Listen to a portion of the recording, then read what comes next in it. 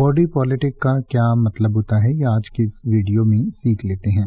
Body politic का इस्तेमाल जो है वो किसी देश या सोसाइटी के लिए एक कलेक्टिव सेंस में किया जाता है, यानी कि इसका इस्तेमाल जो है वो एक मेटाफर के रूप में किया जाता है, एक मुहावरे के रूप में किया जाता है या एक रूपक के रूप में किया जाता है। यानी कि जैसे हमारा शरीर एक बॉडी है, वैसे ही हम अपने पूरे देश को या समाज को एक बॉडी मानते हैं, तो उस तरीके से इसका इस्तेमाल किया जाता है बॉडी पॉलिटिक, यानी कि राजनीतिक निकाय। जैसे हमारा पूरा देश है वो एक राजनीतिक निकाय है, या फिर अगर हम राज्य की बात करें तो हमारा राज्य एक राजनीतिक इकाई है, एक बॉडी पॉलिटिक है।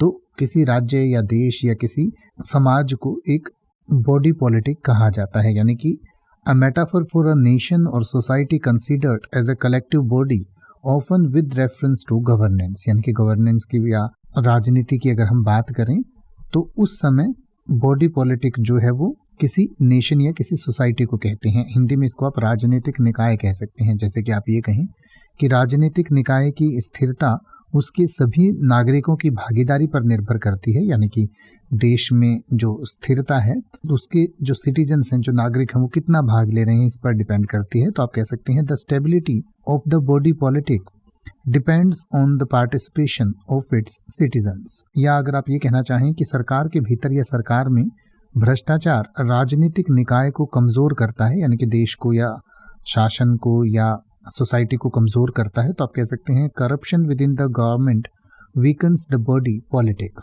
अब आप किसी भी वर्ड का मतलब हिंदी और इंग्लिश में YouTube पर सर्च कर सकते हैं, आपको मेरी वीडियो मिल जाएगी जिसमें आप बिना किसी फालतू बकवास के सीधा उस वर्ड का मतलब समझ पाएंगे। तो ऐसी ही वीडियोस को देखते रहने के लिए चैनल को सब्सक्राइब करें और बेल आइकन को प्रेस करें।